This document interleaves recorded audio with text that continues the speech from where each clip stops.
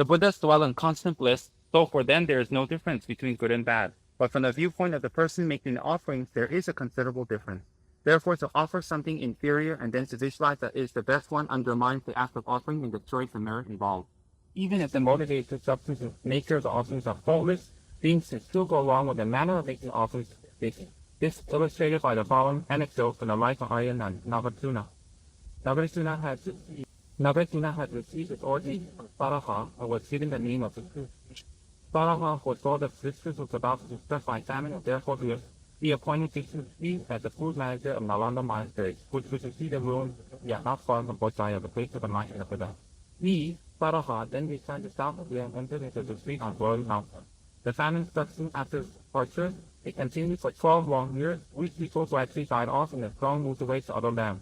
The district thus became almost completely uninhabited. Patients may, however, had previously mastered the occult arts of alchemy and possessed the ability to transform metals into gold. Therefore, he put his art to use to transform several pieces of iron into copper and gold. He then used his gold to buy grain and other foodstuffs from the nearby areas not affected by the famine. One day, a group of sandals, or real-life monks, very scholarly monks, came to him and asked how had he managed to provide the Sangha with food when the rest of the areas of Sundar so heavily by famine. Bhikshu answered them truthfully. The Pandits refused them. You have manufactured gold without asking or informing the Sangha. These you have caused the monks to live by means of wrong livelihoods. They then expelled him from the monastery and ordered him as a penance to build a million temples to stupa. Thus, even though his motivation was pure and it seemed only to bring comfort and well-being to the Sangha, the manner of making the offerings was in contradiction to the rule of monastic discipline. For monks are not allowed to indulge in exotic diverse activities such as alchemy when residing in the monastery. Thus, the manner of making the offering was inappropriate. Therefore, what it's saying is, even if our motivation is good, even if our offering is excellent, the means by what we attain, the means by how we attain the actual offering also to pure, also clean, which I've said earlier. As for the offering vessels used, the best are made from gold or silver. Medium quality vessels are made from brass or copper. The simplest are made from clay or wood. The quality of the vessel does not matter, although it is said to be according to the best that one can afford. Whether or not the offering is small or large is of little concern, so long as the mind of the practitioner is not dominated by worldly considerations. The smallest offerings made with the purest heart surpasses the large offering made with purest. The practice of making daily offerings generates the merit that causes material prosperity to increase, even in this life. I don't think I have to say that another time. I think that grabs all of us. This does not mean that one should engage in the practice in order to become a wealthy and wealthy as an end in itself. We did not want to hear that one. One should have the Mahayana aspiration of wanting to improve one's merit in order to be of great advantage to the world. The main emphasis should be a spirit of altruism. But if we are poor and can only afford to make very small offerings, we should do so daily. Then so will be in the position to increase the size and quality of the offering. Use the merit collective.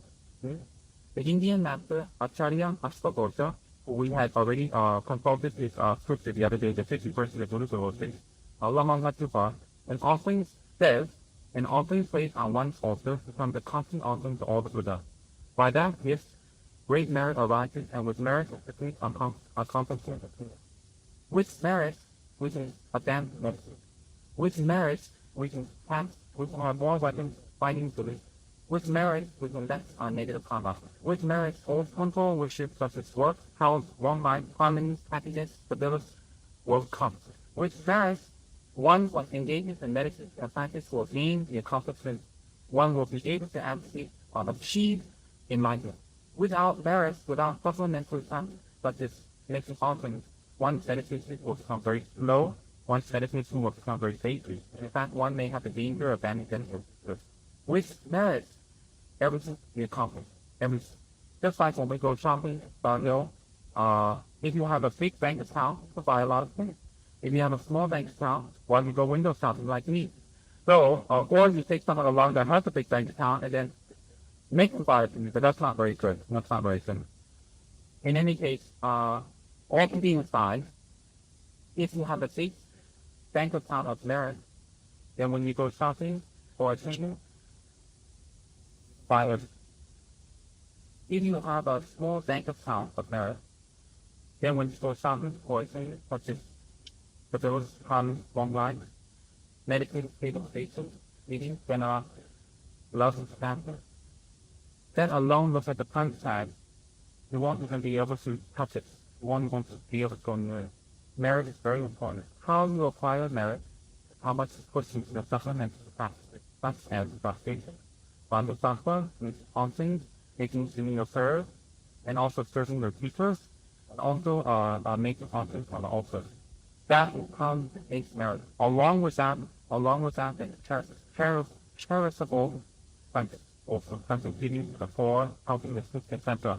But in order for it to accrue great amounts of merit, big amounts of merit, it must be motivated by what's that by the power of these merits may I become a fully enlightened being in order to skillfully and completely help you. If we do it to show off to our friends, if we do it to get needs, if we do it to get reputation, no merit. No merit. As Rinpoche says, offering placed on one altar becomes a constant offering to all the Buddhas. By that gives great merit arises, and with merit, the supreme accomplishment is achieved. Whenever you make an offering, imagine that the object to which the offering is made is the manifestation of the three jewels of refuge. Then the offering becomes a gift to all the Buddhas of the past, present, and future. By making offerings to all the Buddhas, we generate a tremendous force of meritorious energy. This, in turn, acts as a cause for us to meet with conditions conducive to the realization of Mahamudra or Supreme Siddhi. What's Mahamudra? The realization of emptiness, peace, all attainments. Just see that as all attainments, all right? Blockchain. Please listen to that paragraph well. Let's go over that. Whenever you make an offering, imagine that the object to which the offering is made is a manifestation of the three jewels of refuge. Then the offering becomes a gift to all the Buddhas of the past, present, and future. By making offerings to all the Buddhas, we generate a tremendous force of meritorious energy. By making offerings to all the Buddhas, we generate a tremendous force of meritorious energy. This, in turn, acts as a cause for us to meet with conditions conducive. This, in turn, acts as a cause for us to meet with conditions conducive to the realization of Mahamudra or Supreme Enlightenment. It acts as a cause for us to meet with conducive conditions. In this case, conducive conditions means long life, health, wealth, harmony, a good place to stay, a good body, the Dharma, clean place, knowledge. All these items that we wish for in our life without having to dedicate toward, without thinking of, if we make offerings, will act as a cause automatically for us to meet the conducive conditions to practice the Dharma. So therefore, when you make offerings with a proper motivation, which is to become a fully enlightened being, it will automatically, by the power of the three jewels and your motivation combined, it will automatically create conditions conducive to your Dharma practice and realizations. Automatically. Therefore, when you make offerings, you should not make with the motivation of showing off, to get money, to get health, to get wealth. In your future life, you may be beautiful, be born as a queen, and be born as a superstar. You don't have to make motivations for that. You will get all the conditions you need to practice the Dharma automatically when you dedicate it toward enlightenment. Because to get enlightenment, you can't be hanging out in some gutter, sucking your thumb and begging away with no eyes, stupid, unintelligent. That's not going to work. You definitely need a good body in this life and future lives. You definitely need a good place, a central area, Dharma, teachers, food, clothes, money, Mercedes. You need all of that. I need that. In any case, you will get that automatically if you make offerings of the best and purest substances with the best and purest motivation from the means that you have made the offerings also pure. So the source pure, the offerings pure, the motivation pure, it will generate that kind of energy. Making offerings is extremely important. Do not think that it's just a small supplementary practices for small new beginning Dharma practitioners, and that you are so advanced and you are so great and you are so fabulous. You are beyond and you are above making offerings. Silly. Until the last moment of enlightenment, high bodhisattvas, they still make offerings. Kuan Yin is still making offerings to our Guru, Amitabha. Still, if Kuan Yin is making offerings to our Guru, what about silly us, Kuan Yin imposters? We still have to make a lot of offerings. We're a bunch of Kuan Yin imposters. So we should definitely try to emulate Kuan Yin and make offerings to three jewels. It will generate the very conditions that we are all so much looking after. If we say to people, oh, make offerings so that you get enlightenment, one or two people will do it. Make offerings, you get rich, the place is packed. Place is packed usually, isn't it? If we make offerings to say, you know, your skin is going to be beautiful and fabulous and radiant and silky and white and all that, the place will be double packed, right? If we make offerings to say your golf game will be wonderful, double packed again, right? If you make offerings, definitely you get a Mercedes, wonderful. And if you make offerings and then you definitely get a wonderful, fabulous, beautiful girlfriend that looks like Cindy Crawford, the place will be triple packed, right? When we say for enlightenment, we go, oh, okay, since Guru told me to, I better do it that way.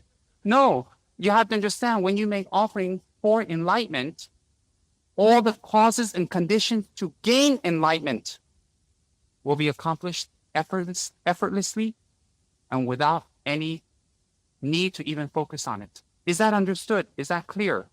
So one does not have to make offerings thinking, oh, long life, oh, in front of our friends at the Dharma Center, we make, oh, may I gain enlightenment, may I gain enlightenment, may I gain bodhicitta, may I benefit all beings. Inside we're thinking car, girlfriend, relationship, health, long life. May my hair have less white hairs. May I get my appointment for my nails, BMW or Mercedes. We don't have, inside we're thinking that. Really, we're thinking that, most of us.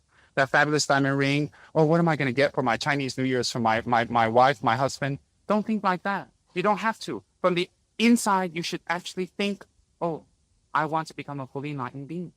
In order to become a fully enlightened being, I will generate the merits of making pure offerings, the best offerings that I can to the three jewels, in order to create the conditions that I can become a fully enlightened being. And automatically, one will be driving a Mercedes to the Dharma Center. One will be the sponsors of Dharma Centers.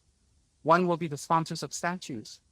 One will have long life and fabulous hair and beautiful nails, real nails. One will have all of that as a result of doing offering. It may sound silly and ridiculous. It may sound funny and ridiculous. Actually, if we think about it, yes. Now, very, very carefully, if we think about it, you make an offering. Imagine that the objects which the offering is made is a manifestation of three jewels of refuge. Then the offering becomes a gift to all the Buddhas of the past, present, and future. By making offerings to all the Buddhas, we generate a tremendous force of meritorious energy. This, in turn, acts as a cause for us to meet with conditions. This, okay, that's important. By making offerings to all the Buddhas, we generate a tremendous force of meritorious energy. This, in turn, acts as a cause for us to meet with conditions conducive to the realization of Mahamudra or Supreme Siddhi. What is Mahamudra or Supreme Siddhi? Enlightenment. This is the correct way to practice. Otherwise, just sitting cross-legged position on a meditation cushion and pretending to enter into deep samadhi, deep meditation until shamatha, meditative serenity with vipassana, higher insight, does not give birth to a state of consciousness free from the dominating forces of karma and delusion. It is just a big Chinese opera. Unless our spiritual conviction is deeply rooted and our meritorious energy made strong, there will be little spiritual progress.